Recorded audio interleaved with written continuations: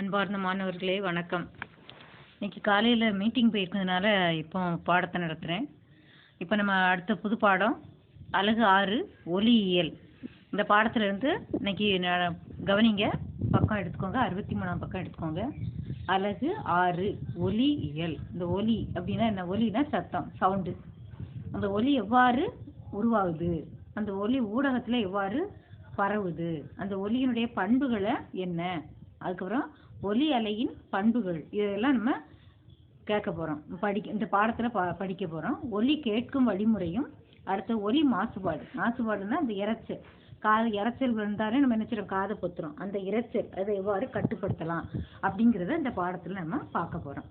முதல்ல அறிமுகம், இன்ட்ரடக்ஷன். என்னன்னா, நாம் அன்றாட வாழ்வில் பலவிதமான ஒலிகளை கேட்கிறோம். நமக்கு இடிச்சத்தம், பறவைகளினுடைய ஒலி, விலங்குகளினுடைய ஒலி, இலையினுடைய சலசலப்பு, வானொலி, தொலைக்காட்சி, இது எல்லாமே உன்னை சுற்றி உனக்கு அடிக்கடி கேட்கக்கூடிய. மழை பெய்யும்போது இடி ஓசை கேட்பேன். பறவைகளுடைய ஒலி நம்ம அடிக்கடி காக்கா, குருவி, அந்த இதனுடைய சத்தத்தை கேட்பேன். விலங்குகளினுடைய, நாயினுடைய சத்தம், பூனை கத்துற சத்தம், இதெல்லாம் நீ கேட்டிருப்ப. அதுக்கப்புறம் இலையின் சலசலப்பு, காற்று ரொம்ப அடித்தா அந்த அந்த இலை அசைகிறது, சலசலப்பு கேட்கும். வானொலி, ரேடியோ கேட்குறோம். அதுக்கப்புறம் டிவி, இந்த மாதிரி இதுலேருந்து வரக்கூடிய இசை மற்றும் வாகனங்களின் சத்தம் ஆகியவை நம்ம வாகன சத்தம், பைக் ஓட்டுற சத்தம், கார் ஓட்டுற சத்தம், இந்த லாரி, பஸ்ஸு, அந்த ஓடுற சத்தம் எல்லாம் கேட்டிருப்பேன். இதெல்லாம் தான் ஒலிகள் ஆகும். ஒவ்வொரு ஒலிக்கும் ஒரு குறிப்பிட்ட சில பண்புகள் உண்டு. ஒவ்வொரு ஒலிக்கும் ஒவ்வொரு மாதிரியான பண்புகள் உண்டு. நாம் ஒவ்வொருவரும் தொடர்பு கொள்வதற்கு ஒலி மிகவும் உதவுகிறது. விலங்குகள் தங்கள் இனத்தின் பிற உறுப்புகளின் ஒலியை உதவியுடன் தொடர்பு கொள்கிறது.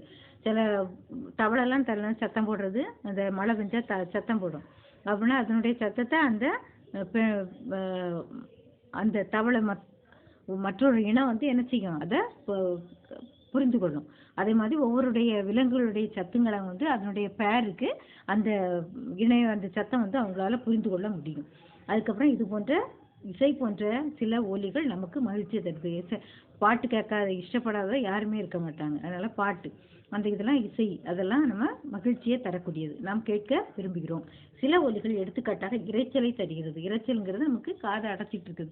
பயங்கர வெடிச்சத்தம் வந்தால் காதை அடைச்சிடுவோம். அது மாதிரி ரொம்ப இரைச்சலாக இருந்தாலும், மிஷின்லாம் சில நேரம் உடம்பு இரைச்சலாக இருந்தால் என்ன செய்யும், காதை, இதுதான் இது இரைச்சல். அது ஒலி மாசுபாடு. அடுத்தது இது எவ்வாறு உருவாகுது, அதனால் நம்ம என்னென்ன செய்ய போகிறோங்கிறது நான் அப்போலே சொன்னேன், அதை நம்ம பார்ப்போம். ஃபஸ்ட்டு ஒலி உருவாகுது. ஒலி எவ்வாறு உருவாகுது, அது எப்படி உருவாகுதுன்னா அதை அண்டர்லைன் பண்ணிக்க, கையில் பென்சில் எடுத்து வச்சுக்கோங்க. ஒரு பொருள் அதிர்வுக்கு உட்படும் போது ஒலி உருவாகிறது.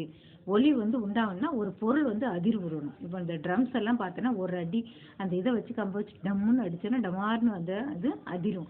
அந்த அதிர்வு தான் ஒலியை உண்டாக்குது. ஒரு பொருள் அதிர்வுக்கு உட்பாகும் போது ஒலி உண்டாகுது. ஒரு பொருள் முன்னும் பின்னுமாக இயக்கம் அதிர்வை ஏற்படுத்துது. அந்த இதை ஏற்படுத்தும் போது நம்ம ஒரு கம்பை வச்சு அந்த இதை அடிக்கும் போது அந்த பொருளானது முன்னாலேயும் பின்னாலேயும் அப்படியே அசையுது. அந்த அசைவு தான் என்ன செய்யுது, அதிர்வுகளை உண்டாக்குது. அந்த இயக்கம் சுற்றுப்புறம் உள்ள பொருட்களை அதிர்வுற செய்கிறது. இந்த அதிர்வுகள் தான் என்ன செய்யுது, எந்த பொருளின் வழியாக கடத்தப்படுகிறதோ அது ஊர்வம். இந்த ஒலி அந்த அதிர்வுறும் போது ஏற்படக்கூடிய ஒலி எதன் மூலமா கடத்தப்படுதோ அதுக்கு ஊடகம்னு பேர். ஒலி ஒரு ஊடகத்தின் வழியாக ஒலி மூலத்திலிருந்து கேட்பவருக்கு நகர்கிறது.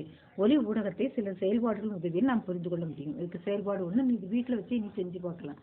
ஒரு வெத்து தீப்பெட்டி எடுத்துக்க, அதை எடுத்து அதுக்கு முன்னால் இந்த ரப்பர் பேண்டு, நெகிழிப்பட்டையை கட்டணும். சுற்றி கட்டிட்டு அதுக்கப்புறம் அந்த நெகிழிப்பட்டையை ஆள்காட்டி வரலாறு இப்படி தட்டி விட்டா என்ன செய்யும், உனக்கு அந்த ஒலி கேட்கும். அதுக்கு நீ செஞ்சு பார்த்தனா, கீழே கொடுத்துருக்கு, அதே மாதிரி செஞ்சு பார்த்தனா உனக்கு கேட்கும். நெகிழிப்பட்டியை இழுத்து விடும்போது அது அதிர்வுகளை தரும். தூக்கி விட்டு இழுத்து விட்டா என்ன செய்யும், டப்பு நல்லா அடிக்கும்போது அதிர்வு வரும், டமடபடம்னு அதிர்வு வரும். அந்த அதிர்வு வருவது லேசான ஹம்மிங் ஒலியை நம்ம கேட்கலாம். அந்த ரிங் ஒரு சவுண்டு கேட்கும், ஹம்மிங் ஒலி கேட்கும். அந்த நெகிழிப்பட்டை அதிர்வு வருவது நின்றவுடன் ஹம்மிங் ஒலியும் நின்றுடும். அதுக்கப்புறம் அந்த அதிர்வுறும் துகள்களால் ஒலி உருவாகிறது என்பதை அது உறுதிப்படுத்துகிறது. கிட்டார், சித்தார், அந்த இதெல்லாம் நமக்கு தெரியும். கிட்டார்லாம் அந்த அப்படியே அந்த கம்பியாக இருக்கும். அதை நம்ம அப்படியே அதிர்வுகளை உண்டாக்கும் போது தான் அதில் ஒலி உண்டாகுது, அதிர்வுகளை உண்டாக்குது. அதிர்கள் ஒலியாக நமக்கு கேட்குது. அதுக்கப்புறம் ஒரு உள்ளீடற்ற ஒரு உலோக பாத்திரத்தை எடுத்து அதை யார் வந்து படத்துல காட்டியிருக்க மாதிரி செயல்பாடு 2ல இந்த பையன் தட்டுறான் பாரு, அதே மாதிரி உள்ளிடத்த ஒரு பாத்திரத்தை யாரும் தொடாத அளவுக்கு தொங்க விட்டுட்டு அதை ஒரு குச்சியால் இப்படி தட்டுனா ஆள்காட்டி விரலால் அந்த தட்டின பிறகு அதை ஆள்காட்டி விரலை வச்சு தொட்டனா என்ன அந்த அதிர்வுகளை உன்னால உணர முடியும். குச்சியை மீண்டும் தட்டினா அந்த கைகள் இறுக்கத்தை அந்த குச்சியால் மீண்டும் அதை தட்டி உங்கள் கைகளின் இறுக்கமாக பிடித்து கொள்ளுங்கள். அப்போ இறுக்கம் பிடிச்ச உடனே என்ன செய்யாது, அந்த ஒலி கேட்குதான்னு கேட்டுப்பாரு. இந்த இதெல்லாம் நீ வீட்டில் செய்யலாம், சாதாரணமாக நீ செஞ்சுப்பாரு. அதிர்வுறும் பாத்திரம் ஒலியை உருவாக்குகிறது என்பது இந்த செயல்பாட்டு மூலம். அதிர்வுறும் போது ஒலி சத்தம், அதிர்வுறும் போது சத்தம் கேட்கும். அதை நம்ம கையை வச்சு இருக்க பிடிச்சிட்டோன்னா எனக்கு சத்தம் நின்றும். பாத்திரத்தை தொடுவதன் மூலம் அதிர்வுகளை நம்மளால உணர முடியும். சில வேளைகளை அதிர்வுகளை காணவும் முடியும். அடுத்த செயல்பாடு 3வது வந்து என்னதுன்னா, ஒரு உலோகத்தட்டை எடுத்து அதுல கொஞ்சம் அளவு தண்ணி ஊற்று அந்த விளிம்பில் ஒரு கரண்டியால் தட்டவும். ஏதேனும் ஒலி கேட்குதா, மீண்டும் அந்த தட்டை தட்டி அதை தொடவும். தட்டு அதிர்வுறுவதை நீங்கள் உணர முடிகிறதா? இவ்வாறு நீங்கள் நீரின் மேற்பரப்பை பாருங்கள். நீரின் மேற்பரப்பில் ஏதேனும் அசைவுகள் காண்கின்றீர்களா? அப்போது தட்டை கையில் பிடிக்கவும் நீரின் மேற்பரப்பில் என்ன மாற்றம் நிகழ்கிறது என்பதை காணலாம். இதை நீ வீட்டில் வச்சு சாப்பிட்ற தட்டில் தண்ணி ஊற்றி அதில் தட்டி பாரு, என்ன நிகழ்ச்சி என்ன மாற்றம் நடைபெறுதுங்கிறத பாரு. அடுத்தது, ஒரு பொருள் அதிர்வுறும் போது என்ன கிடைக்குதுன்னா, ஒரு பொருள் அதிர்வுறும் போது என்ன செய்யும், ஒலி உருவாகுது. இதுதான் நீ செஞ்ச 3 செயல்பாடுல இருந்து உனக்கு தெரியுது. அதிர்வுறும் போது உண்டாகும் ஒலி ஒரு இடத்துல இருந்து இன்னொரு இடத்துக்கு அடைகிறது தான், அது வந்து அடைஞ்சுதான் நம்ம காதை வந்து அடைகிறது அப்படின்னு நம்ம ஒலியை கேட்க முடியுது. அடுத்தது ஒலி பரவுதல். ஒலி பரவுதல்னா அப்படின்னா என்ன அர்த்தம்?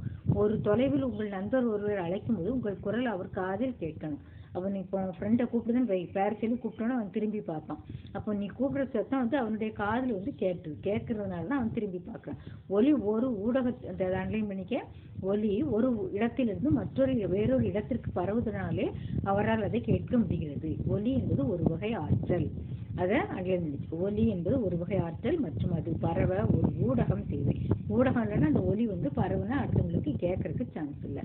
இதுதான் ஒரு இதை என்ன செஞ்சிருக்காங்கன்னா, ஒரு எக்ஸ்பெரிமெண்ட் மூலம் செஞ்சிருக்கு. ஒரு மணிஜாடி மற்றும் அலைபேசி எடுத்துக்கொள்ளவும் அலைபேசியின் விசையை இசைக்க செய்து அந்த ஜாடியின் உள்ளே வைக்கவும். அப்பொழுது வெற்றிட பம்பை பயன்படுத்தி மணி ஜாடியிலிருந்து காற்றை காற்றை வந்து ஃபுல்லாக வெளியேற்றிட்டு ஜாடியிலிருந்து மேலும் காற்று அகற்றப்படும் போது அலைபேசியிலிருந்து வரக்கூடிய ஒலியானது குறைந்து கொண்டே இருக்கும். நீ வீட்டில் செஞ்சு பாரு.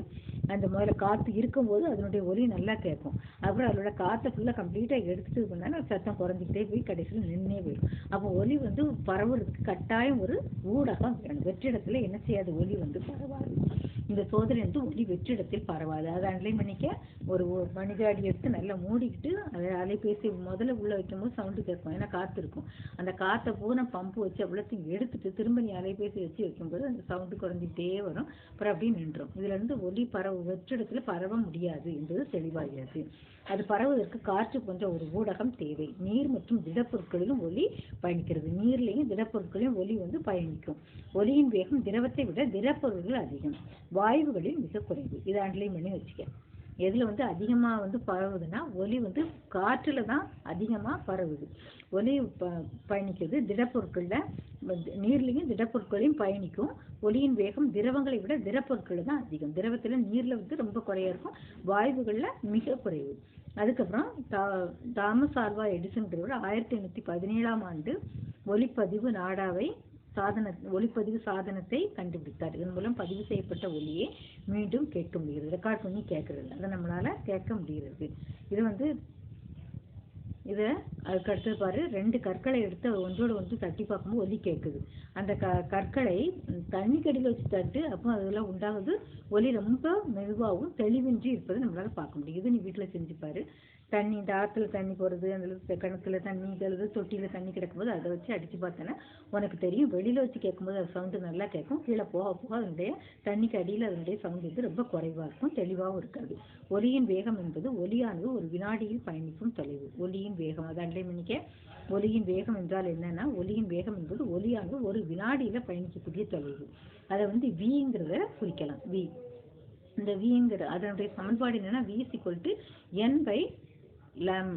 லாம்டா. அந்த என்கிறது அதிர்வெண், எவ்வளவு அதிர்வெண் இருக்குங்கிறதும் லாம்டாங்கிறது அலைநீளம்ங்கிறதும் சொல்றது. இதை நல்லா கவனமாக கவனிச்சுட்டு இதுதான் பாடத்தில் உனக்கு கேள்வியில் கேட்கக்கூடியது. அதுக்கப்புறம் இதை வச்சு இந்த ஃபார்முலா வச்சு V = அதை அண்டர்லைன் பண்ணி வச்சுக்க. V = N/λ. என்னன்னா அதிர்வெண், லாம்டாங்கிறது அலைநீளம்.